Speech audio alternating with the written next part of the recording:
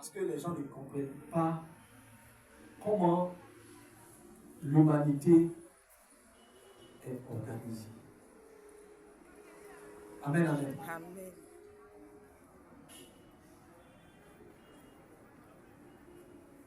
J'ai fait une formation vidéo où j'ai donné un peu l'origine des peuples. Chaque peuple, à un moment donné, avait ses propres caractéristiques. Sa manière de vivre, sa manière de penser, sa philosophie de la vie. C'est cette manière de penser qui a emmené les peuples à s'organiser autour de certains principes, certaines lois. Certaines lois, c'est-à-dire, c'est ce qu'on appelle le droit. Vous comprenez un peu? Tu ne dois pas faire ceci, on ne doit pas faire cela. Est-ce qu'on se comprend un peu? On ne doit pas porter ceci, telle chose est interdite. Est-ce que vous me comprenez? Amen. Chaque peuple a ses propres lois qui découlent de son expérience sociale. Est-ce que vous me comprenez? Mais regardez un peu l'Afrique, regardez les Africains, regardez les États africains. Regardez comment on a accédé à l'indépendance. On est parti sur des constitutions qui n'ont rien à voir avec nos lois. Mais quand on a été indépendant, c'est quelle loi qui était la constitution?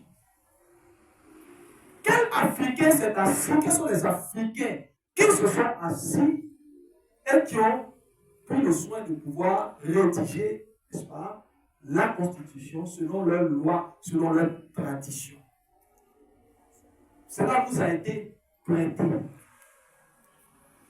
Les pères fondateurs n'ont fait que copier, comprenez un peu, ce qui se passait en Occident, qu'ils ont envoyé ici. En Afrique, la démocratie sous la forme européenne, occidentale, n'existe pas.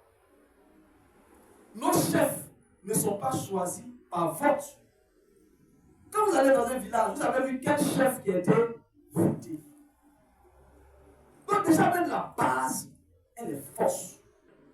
Il n'y a pas d'originalité. Notre mentalité a été sectionnée et a été remplacée par, n'est-ce pas, les mentalités occidentales.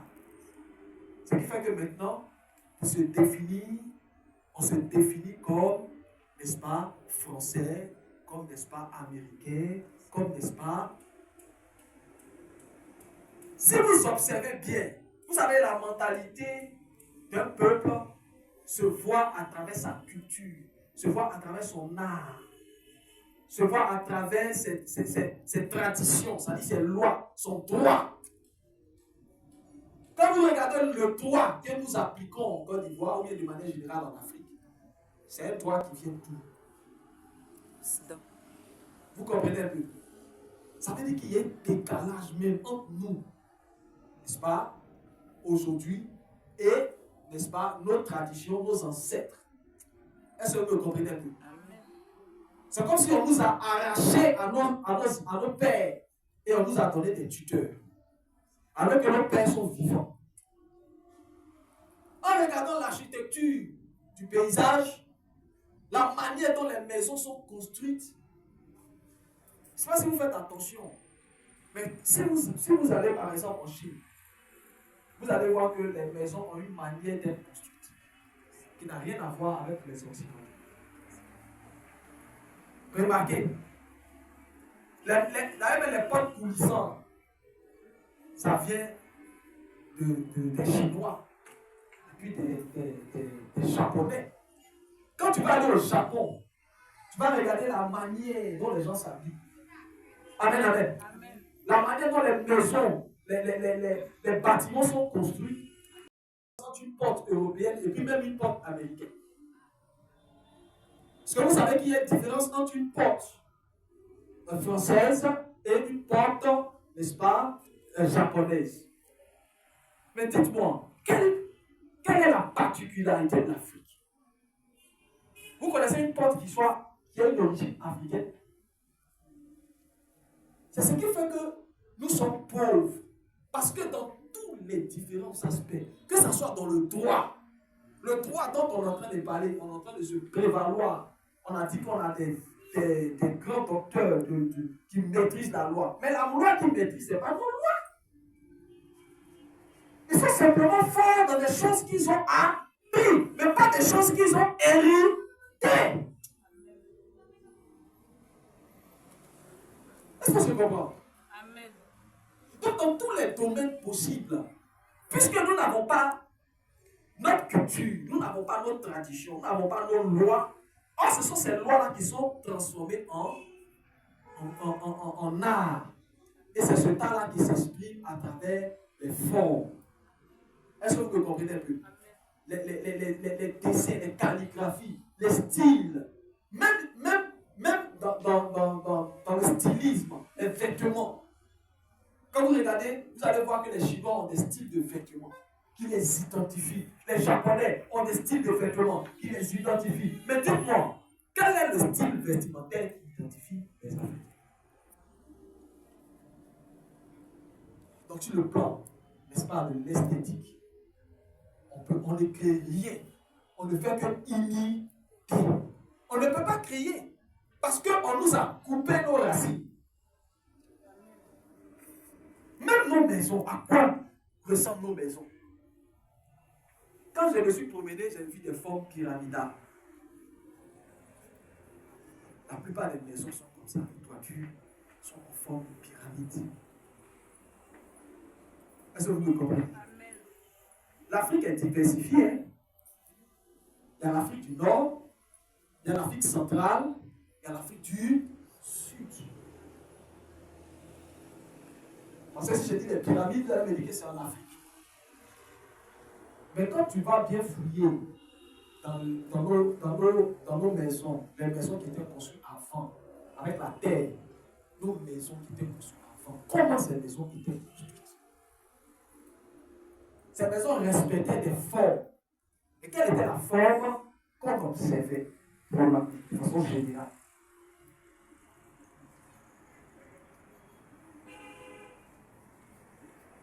Même à travers ta manière d'écrire, on peut savoir quel genre de personne tu es. Quand on étudie ton écriture. Si tu n'as pas d'origine, ou que tu estimes que ton origine est européenne, mais tu ne pourras que faire des choses qui vont ressembler aux Européens. Or, il y a des Européens d'origine qui sont là. Du coup, ta créativité ne sera pas extraordinaire. Or, elle aurait été différente, elle aurait été extraordinaire si elle venait de la culture de laquelle tu proviens. Parce que là, ce sont tes racines. Personne ne maîtrise ça mieux que toi. Voilà pourquoi j'ai été triste quand j'ai parcouru un peu les villes. J'ai regardé la Côte d'Ivoire. Parce que les gens ne comprennent pas ce qu'ils construisent. Ils ne savent pas que ce que tu construis donne des informations sur toi, sur ta manière de voir la vie. Est-ce qu'on se comprend? J'ai vu des statues à des ronds-points. Est-ce qu'on se comprend?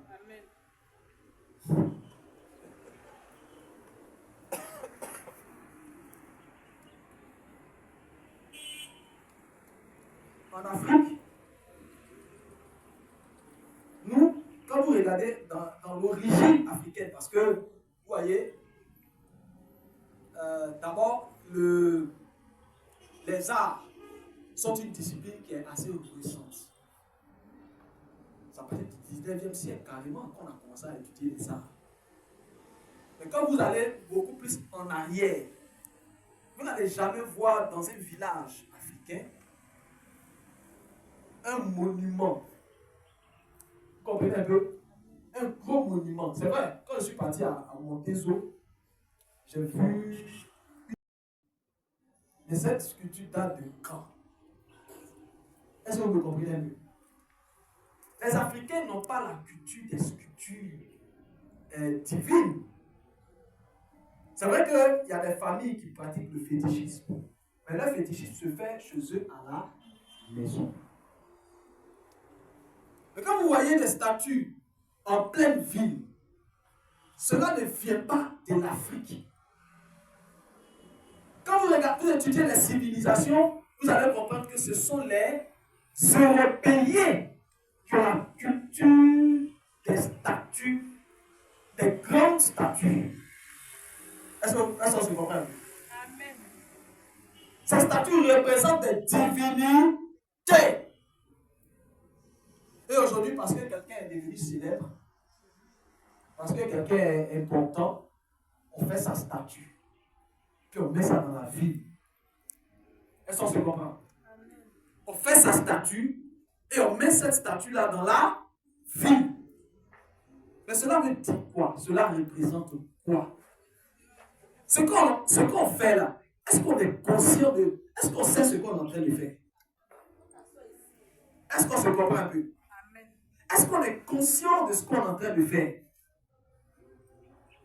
Moi, j'ai eu mal quand j'ai traversé la Côte d'Ivoire jusqu'à cette frontière-là. Vraiment, j'ai eu mal. Parce que moi, je savais ce que ça voulait dire. Une structure pyramidale. Moi, je sais ce que ça veut dire. Et c'est contre ça que je me bats. Contre ce système. Est-ce que vous comprenez un peu? Amen. La pyramide est exactement, n'est-ce pas, la forme de pensée de ce qu'on appelle l'impérialisme. La domination des plus forts sur les plus faibles. C'est ça qui est représenté par les pyramides. Et moi, j'ai mal quand je vois ça.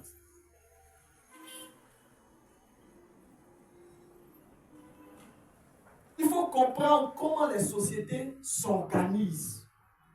Comment sont organisées les sociétés. Si vous ne comprenez pas comment est organisée une société, comment vous pouvez vous identifier? Ce qui est le plus important, la première chose la plus importante, c'est de savoir d'abord d'où tu viens. D'où tu viens. Qui es-tu? D'où est-ce que tu viens? Si tu ne sais pas d'où tu viens, c'est certain que tu n'arriveras pas où tu veux aller. Si tu ne connais pas quels sont tes atouts, quelles sont tes capacités, quelle est ton histoire, si tu ne sais pas d'où tu viens, tu ne comprendras pas pourquoi tu es comme tu es. Et tu vas te détester souvent. Tu vas te sentir inférieur. Est-ce qu'on se comprend un peu? Tu vas chercher à ressembler aux autres. Tu vas estimer que toi, ta manière de faire n'est pas normale. Donc tu vas chercher à devenir un cliff normal. C'est ce qui a motivé mon combat. Et c'est ce qui a fait qu'aujourd'hui, j'ai fait des grandes recherches qui ont permis de comprendre l'origine de l'Afrique, l'origine même des civilisations. Alors dans ce thème puissant qu'est le mystère des Néphilim, je vais parler des origines des peuples. Tous les peuples n'ont pas les mêmes origines. Est-ce que vous savez qu'il y en a qui viennent, c'est-à-dire leurs ancêtres viennent des eaux? Est-ce que vous savez qu'il y en a, leurs ancêtres viennent de certains animaux? Et je vais vous donner les preuves de ces choses. Certains viennent de la terre. Quand vous allez aller dans certains endroits, on va vous dire que nous là, notre père ou bien notre mère vient de l'eau. Mais on va vous dire, notre père ou notre mère était un gorille. Est-ce qu'on se comprend un peu? Donc on va vous dire que notre père ou notre mère vient, ils sont sortis d'un trou de la terre. Amen, amen. Mais toutes ces choses-là ont leur explication biblique. Voilà pourquoi je vous ai dit le mystère des Néphilim. il faut comprendre que quand Hitler est arrivé et qu'il y a eu la Deuxième Guerre mondiale, quel était le principe sur lequel il a opéré? Il a dit que eux, les Allemands, appartiennent à la race supérieure. Eux sont supérieurs. Donc les autres sont inférieurs. Donc les autres doivent accepter leur domination. Aujourd'hui encore, certains Européens croient que les Africains sont une race inférieure. Quand on parle des racistes, ce sont des gens qui voient les autres races comme des races inférieures. Cela n'est pas dû au hasard. C'est parce que, de manière spirituelle, il y a des êtres humains qui sont plus proches, on veut dire, du spirituel. Amen, amen. Que Dieu. Et il y a d'autres qui sont plus proches des animaux. Amen, amen. Voilà pourquoi j'ai décidé de parler d'abord de l'être humain, qui est le premier être spirituel. Quand on va arriver sur les Néphilim, là je vais rentrer dans beaucoup plus de détails. Amen, amen. Nous allons aller d'abord chercher à comprendre pour ceux qui écrivent. Grand 1, c'était l'introduction. Grand 2, composition de l'homme. Composition de l'homme. De quoi l'homme est composé? Nous allons aller dans le livre d'Hébreux. Vous allez comprendre de quoi est-ce que l'homme est composé. De quoi est-ce que l'homme est composé?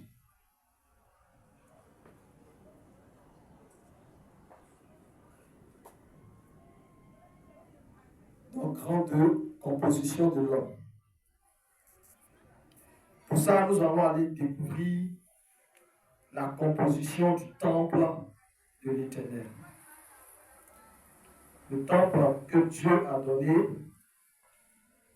à Moïse, à Salomon, j'allais dire, de construire. Amen.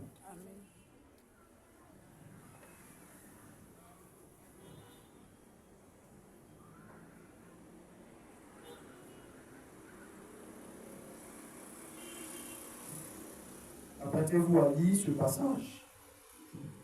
Et nous allons noter ensemble les différentes parties. Amen, amen. Hébreux chapitre 9, le verset 2. Hébreux chapitre 9, le verset 2. Hébreux chapitre 9, le verset 2.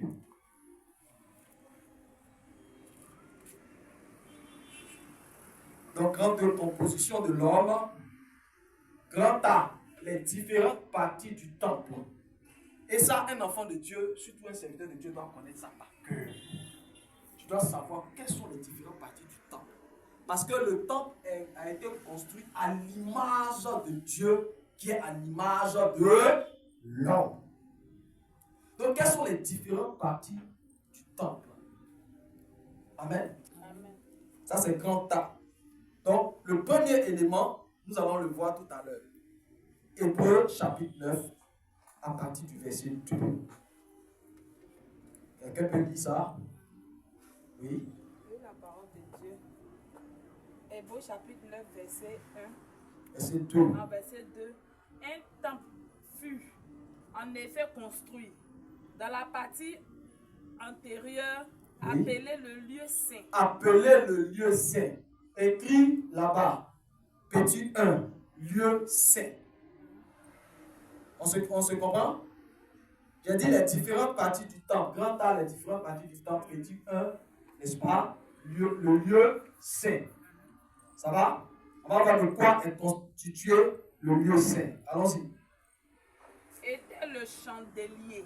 Donc dans le lieu saint, il y avait première chose, c'était le chandelier.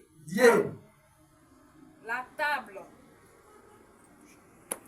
et le pain de proposition. Donc, premièrement, le chandelier. On est d'accord? Oui. Donc, quand vous mettez petit 1, assois-toi correctement, ma fille. saint, vous mettez petit A, le chandelier. Après le chandelier, il y a quoi? La table. La table. Donc vous mettez petit B, la table. Et le pain de proposition. Les pains de proposition. Amen, amen. Petit C, vous mettez les pains de proposition. Amen, amen. Amen, amen. Amen. Ok. Mais marquons une petite pause ici. Pour que tout le monde soit au même niveau de compréhension. Ici, je suis en train de parler des différentes parties du temps. Il faut vraiment les connaître. Parce que tout à l'heure, nous allons faire le rapprochement entre les différentes parties du temple et puis l'homme. Est-ce qu'on se comprend?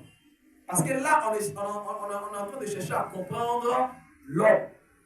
L'homme en tant que le premier être spirituel. Si nous voulons parler du monde spirituel, nous devons découvrir d'abord le premier être spirituel.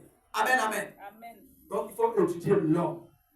Et pour étudier, il faut regarder le temps. Amen, amen. Amen. Parce que le Seigneur a dit quoi? Vous êtes le temple du Saint-Esprit. Ça veut dire que l'homme est un temple. Donc, pour comprendre l'homme, il faut comprendre le temple. On est d'accord? Donc, le premier élément du temple, c'est le lieu saint. Et dans le lieu saint, il y a 3 éléments. Petit A, le chandelier. La dernière fois, je vous ai demandé si quelqu'un avait déjà vu un chandelier ou bien savait ce que c'était qu'un chandelier. Hein? C'est des lampes, et pas de lampes traditionnelles. C'est des lampes qui sont faites en métal, mais sous forme d'arbre comme ça, avec des branches. Et puis un pilier principal comme ça, qui est posé. C'est ça, le chandelier. Et puis il y a des bougies là-dessus. Amen, amen. Amen. C'est ça le chandelier. D'accord? Donc, il y avait le chandelier. Le deuxième élément, il y avait la table. Amen, amen.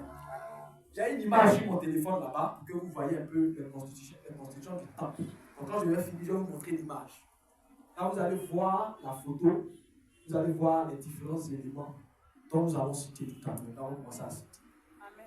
Donc, après la table, le troisième élément, c'était les pains de proposition. Les pains de proposition, c'était la nourriture qui était réservée aux sacrificateurs. Il était interdit de toucher à ça. De toutes les manières, si tu n'es pas consacré, tu n'avais pas le droit de rentrer dans le lieu saint. D'accord? Ok. Tu peux reprendre, continuer la lecture. Verset 3. Oui. Verset 3. Oui. Derrière le second voile. Derrière le second voile se trouvait la partie du tabernacle, appelée le Saint des Saints. il y avait 2 voiles dans le temple. Quand vous regardez l'église qui est là, en construction, vous voyez que nous n'avons pas pris tout l'espace. Pourquoi? Parce qu'il devait avoir un parvis. L'église est constituée de 3 parties. Ou bien le temple de Dieu est constitué de 3 parties. Il y a un parvis. Donc ça, c'est le parvis. C'est comme la cour du temple. D'accord? Maintenant, il y a le lieu saint. Le lieu saint, c'est là où vous êtes assis. Amen, amen. Et enfin, le lieu très saint, c'est là où le sacrificateur venait pour offrir des sacrifices. Maintenant, pour quitter le parvis, pour accéder au lieu saint, il y avait un voile. Donc, il n'y avait pas de porte. Amen, amen. Ce qui séparait le parvis du lieu saint, c'était juste un voile. Maintenant, ce qui séparait le lieu saint du lieu très saint, c'était quoi? Le second voile. Voilà pourquoi on vous a parlé là-bas du second voile. Ça va? Donc, le deuxième élément, la deuxième partie du temple, c'est ce qu'on appelle le Saint des Saints ou le lieu très saint. D'accord? Vous pouvez noter ça petit 2, n'est-ce pas? Le lieu très saint ou le Saint des Saints. Alors, il y avait quoi là-bas?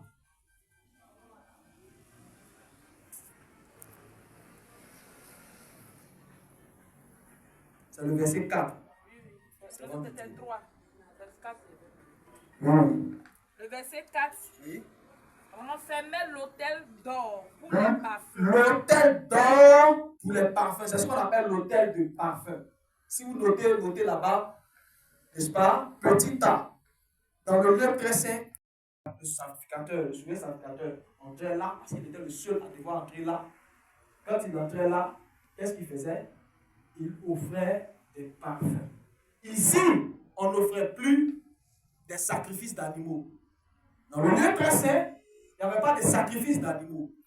Il y avait plutôt, n'est-ce pas, un parfum, n'est-ce pas, qu'il fallait offrir sur un autel d'or. C'est-à-dire l'autel est totalement en or. Quand on dit un autel, c'est quoi? C'est un peu comme une sorte de table. Hein? On va dire une sorte de table, mais cimentée. Vous comprenez un peu? Sur lequel, d'accord, on faisait des offrandes. Non, des offrandes. D'accord? Ok. Donc il y avait l'autel de parfum. Ça, c'est le premier élément du lieu très saint. Ensuite, et l'arche de l'alliance. Petit b, l'arche de l'alliance. Et tout à l'heure, on va vous dire de quoi était constituée l'arche de l'alliance. J'aimerais dire ici. Vous savez, je n'ai pas aimé enseigner parce que vous ne retenez jamais rien. Et ça ne me plaît pas. Voilà pourquoi je n'aime pas enseigner. Parce que les enseignements que j'ai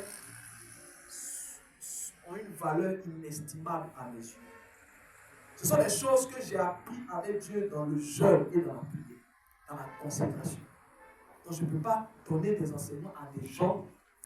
Demain, je vais leur demander qu'est-ce que je vous ai enseigné. Et puis ils ne seront pas capables de me dire ça là, voici ça. Ça là, voici ça. Je vais te demander de quoi est constitué le temps.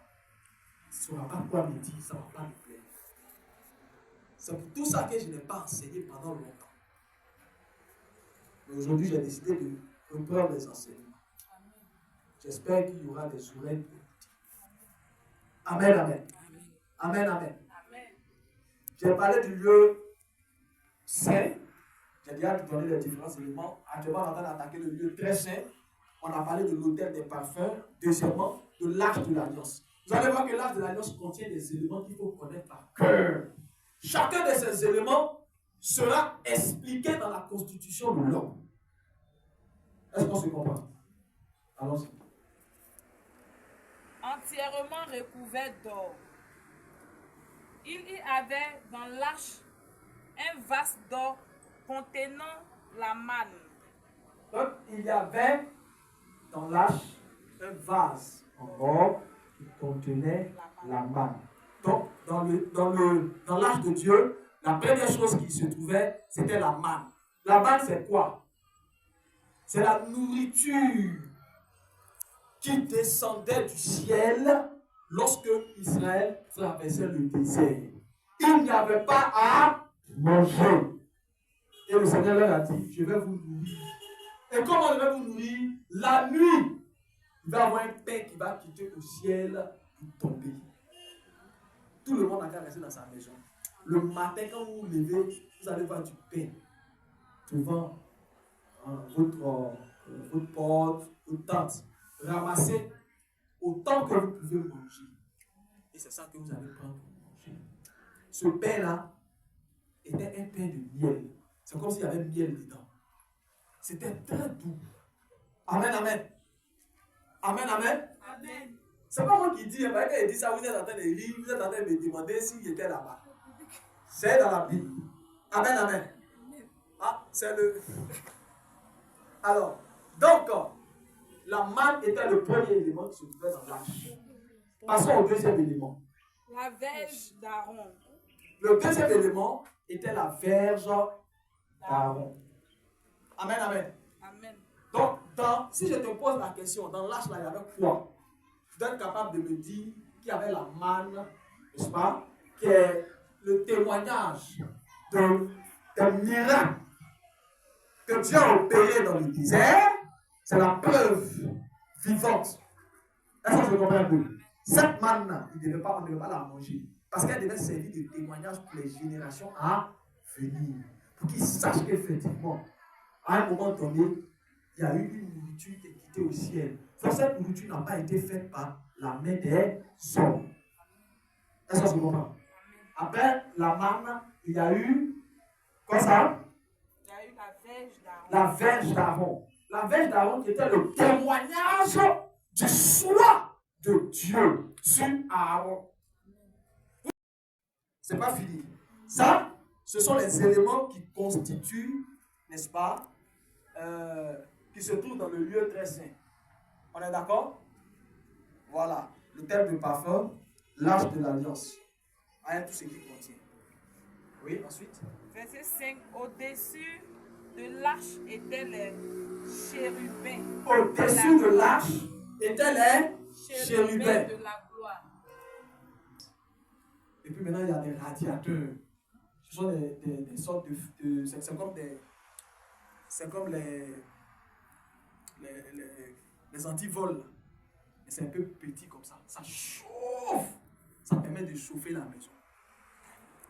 Actuellement, en France, il m'a dit qu'il fait moins 1 degré. Actuellement. Donc c'est plus froid que dans le frigo. Donc meurt dans ça. Voilà pourquoi eux, ils ont besoin de gaz. Actuellement, là, s'ils n'ont pas de gaz, ils ne peuvent pas vivre. Voilà pourquoi le blanc a eu besoin de réfléchir. L'Africain, nous, il y a le soleil ici. Il y a le soleil, on se lève, tu sors, tu rentres dans la bouche, tu prends un goûti, tu prends, comment on appelle ça, un goûti, tu prends banane, tu arrives à la main aubergine, tu fais ça, c'est gâté. Tout ce qui reste maintenant, c'est pour faire les enfants. C'est pour s'allumer maintenant. Donc nous, on se multiplie, on se multiplie. Il y a nourriture, donc on n'a pas besoin de réfléchir. On dort, on s'est réveillé. Mais le blanc qui est quitté en Europe, quand il arrive en Afrique, il s'est dit, il a besoin de certaines choses. Mais comment il va faire? Est-ce qu'on se comprend un peu? Nous, on a des trucs ici. On a des humains, des hommes, les Africains étaient bien bâtis. Pas pour rien que les blancs viennent chercher les garçons noirs. Parce que le noir est très résistant. Il est endurant. Alors, quand les esclaves sont arrivés en Europe, là, les blanches, là, chacune prenait son esclave spécial. Voilà. Lui, il est là pour faire le travail. Amen, amen. Chacune avait son esclave privé. On venait prendre les noirs. On dit, bon, le vieux, on te donne le miroir. Le gars, regarde, c'est la première fois qu'il voit bien son visage comme ça. Lui, il a levé son visage. Ça là, pas tu vas t'amuser. Ça là, c'est des trucs qui coûtent très cher. Si tu veux, il faut donner 10 euros pour avoir ça. 10 euros, on est beaucoup ici. Mes enfants, là, il y a au moins 20. Toi, Quadio, toi, attends, tous ceux qui n'aiment pas, allez, suivez le monsieur là, allez-y. Comme ça, les gens, ils ont pris, puis les ont envoyés par les faire des esclaves. Est-ce qu'on se comprend? Il faut réfléchir. Comment on fait pour prendre l'or du noir? Le noir ne sait même pas que l'or a de la valeur. Vous savez, quand il y a quelque chose qui est abondant quelque part, c'est ce que mon ami disait, la chose n'a plus de valeur. Quand tu viens, tu te lèves le matin, tu regardes devant ta pensée, tu dis, il y a du sable. Est-ce que tu peux considérer le sable? Tu peux pas considérer le sable. Quand vous allez par exemple au Congo, il y a des endroits où les diamants n'est pas terre. Est-ce que vous savez que les diamants là, c'est la terre? L'or, tout ça, c'est la terre. C'est la terre qui a été mise dans des conditions de température et de pression qui s'est transformée en or ou en diamant. Mais chez eux, la diamant est fessée comme ça. Quand les blancs viennent voir ça, et puis nous, on ne fait rien à ça. On se promène dessus comme ça. Ça va pêcher, on vient. Si je commence à ramasser, le noir là va me demander, mais tu fais quoi? C'est pas ça? Donc il faut que je lui donne quelque chose en échange. Donc je trouve un petit truc, je prends un fusil. Les blancs ont fabriqué un fusil. Je dis bon, le chef, tu sais que les gens, tu as des tribus qui t'attaquent. C'est une nouvelle arme. C'est ce qu'on fait. Quand il dit qu'on POUM! Puis voit que balle là, ça baisse. Bananier le dit, ça, il est dans le plan, c'est un génie. C'est bien. Je dis le vieux, fusil que tu vois là, il faut me donner au moins 10 sacs de ce qui est dans la pièce de ton. Ce qui est dans la nous, on fait quoi avec ça? Il faut le ramasser! Ok! Et les gars ramassent. Ils mettent ça dans des bateaux, arriver là-bas, ça fabrique des bijoux en diamant, en or. Ils vendent ça cher. Et puis nous, on est dedans. C'est comme ça que je vous ai expliqué que cette affaire de religion, là, les blancs sont venus nous dire que nous, on ne connaît pas Dieu. vont nous apprendre Dieu parce que nous, on est dans les fétiches. Tous les Africains n'étaient pas dans les fétiches. Mais ça, on n'en parle pas. Qui vous a dit qu'il n'y avait pas de serviteurs de Dieu en Afrique? Je vous ai dit la dernière fois que le docteur Dion Robert a démontré que le peuple blanc vient d'Israël. C'est pas ça? De l'Équateur, autochtone. Les peuples autochtones, c'est les premiers peuples qui étaient sur la terre quand les autres sont venus. C'est le peuple pygmée. On les retrouve un peu partout, depuis la Côte d'Ivoire jusqu'au Cameroun, en passant par le Congo.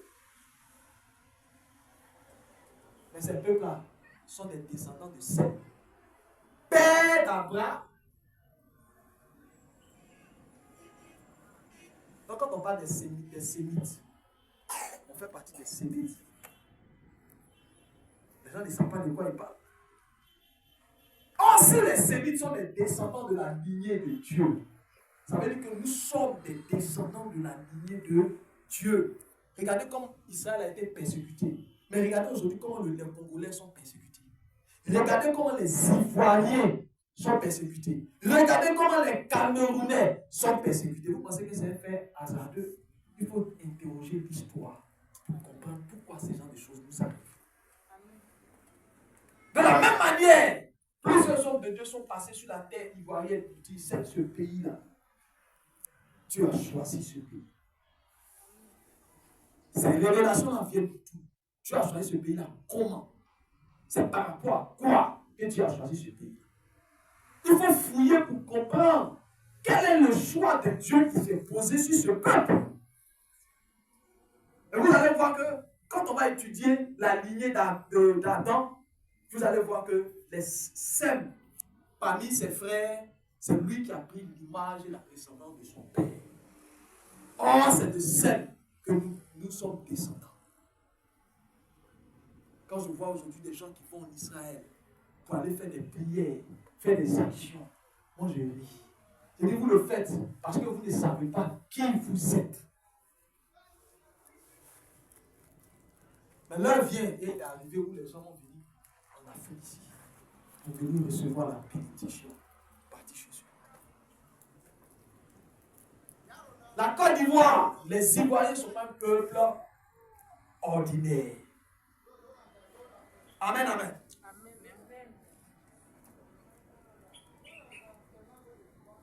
Pareil pour les Camerounais, pareil pour les Congolais. Vous ne voyez pas que quand Ivoirien fait quelque chose, ça prend. Regardez les Congolais, quand ils font musique, regardez comment ça prend. Mais regardez les pays. Regardez la Côte d'Ivoire. Il va y avoir un changement qui va s'opérer sur le plan spirituel. Un bouleversement. Amen, amen. Amen. Il y a des pays qui sont émergents aujourd'hui, on parle de la Chine, aujourd'hui on parle de l'Inde. Mais regardez ce qui va se passer. Amen. Laissez seulement le Seigneur, le Soeur au Saint-Esprit, accomplir ce qu'il doit accomplir. Notre véritable richesse, ce n'est ni notre or, ni notre diamant, ni notre ivoire, ni, comment j'allais dire ça, notre terre, notre richesse se trouve dans notre ADN spirituel. Amen. Quand un Ivoirien va le planter en Russie, il va produire. Aujourd'hui, regardez toutes les grandes stars musicaux en France, leurs origines. S'ils ne sont pas congolais, ils sont ivoiriens. Demandez l'origine de Tadjou, Mel Pins. Demandez l'origine de Youssoufa. Ils sont tous africains et ils viennent essentiellement de la Côte d'Ivoire ou bien du Cameroun ou bien du Congo. Renseignez-vous. Eux-mêmes là, ils n'ont pas de stars véritables. Amen, amen. Mais là encore, c'est rien. Parce que ceux qui sont en train d'influencer là-bas ne connaissent pas réellement leurs origines. Mais là, viens où les choses vont changer. Voilà pourquoi tu dois être fier d'être ivoirien, tu dois être fier d'être africain. Amen, amen. Tu dois être fier. Parce que, et surtout si tu es né dans cette génération, tu es né pour marquer ta génération. Arrête de tourner les regards inquiets et de te demander qu'est-ce qui va arriver demain. C'est de demain que je suis en train de te parler. Ceux qui ont été bénis, ceux qui rendent témoin aujourd'hui, il n'y avait rien qui présageait que le lendemain allait devenir comme ça. Mais ils sont devenus comme ça. Parce que le choix de Dieu est posé sur eux. Tu ne mourras pas sans avoir vu la gloire de Dieu. Et tu ne mourras pas sans avoir manifesté la gloire de Dieu. Sans que les gens aient vu Dieu à travers ta vie. Dieu à travers ton témoignage. Tu ne mourras pas tant que ta famille n'aura pas vu la couronne spirituelle que Dieu a mise sur ta tête. Là, je suis en train de rentrer dans le spirituel. Moi, je te dis de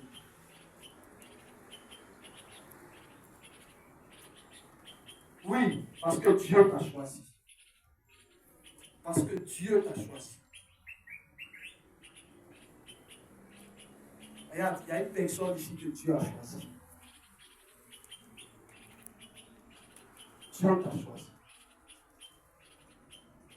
Tu ne mourras pas sans avoir vu la gloire. Le Seigneur t'a donné la vision, la capacité de voir ce qui est caché. Cela est attaché à un don de prophétie qui est sur ta vie. Et ce matin, pendant que je suis en train de parler, le Saint-Esprit te touche, s'approche de toi. Le Saint-Esprit s'approche de toi. Le Saint-Esprit s'approche de toi. Tu es né pour marquer ta génération. Tu ne comprends pas ce qui t'arrive parce que les gens te font la guerre. Les gens te combattent.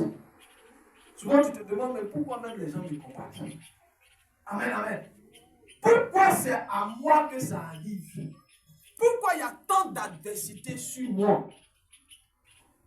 C'est vrai que je ne suis pas parfait, mais il y a des gens qui sont pires que moi. Mais pourquoi il y a un tel acharnement sur moi? C'est parce que Dieu t'a choisi. Maintenant, lève les mains et reçois le Saint-Esprit. Reçois le Saint-Esprit. Reçois le Saint-Esprit. J'aimerais que tu sois vigilant ce soir. Parce que tu vas recevoir le Saint-Esprit. Parce que tu vas recevoir le Saint-Esprit. Parce que tu vas recevoir le Saint-Esprit. Que tout le monde se dispose. Que tout le monde ferme les yeux. Que tout le monde entre en esprit. C'est en étant en esprit que Dieu va arriver jusqu'à toi. Waouh! Tu as un fils. Tu as un enfant. Un petit garçon. Et le Seigneur t'a dit, quand tu portais la grossesse de cet enfant, que cet enfant devait le servir. Tu ne devais même pas avoir cet enfant, mais tu ne devais même pas avoir l'enfant. L'enfant ne devait pas rester. Tu ne devais même pas avoir d'enfant. Mais l'enfant est venu. Et l'enfant est là. Et l'enfant, tu as le devoir de l'encadrer spirituellement. Tu as le devoir de le suivre spirituellement. De lui enseigner les voies de Dieu. Qu'est-ce que tu fais? Est-ce que tu le fais? Est-ce que tu le fais? L'Esprit de Dieu. L'Esprit de Dieu arrive maintenant sur toi. L'Esprit de Dieu arrive sur toi. L'Esprit de Dieu arrive sur toi.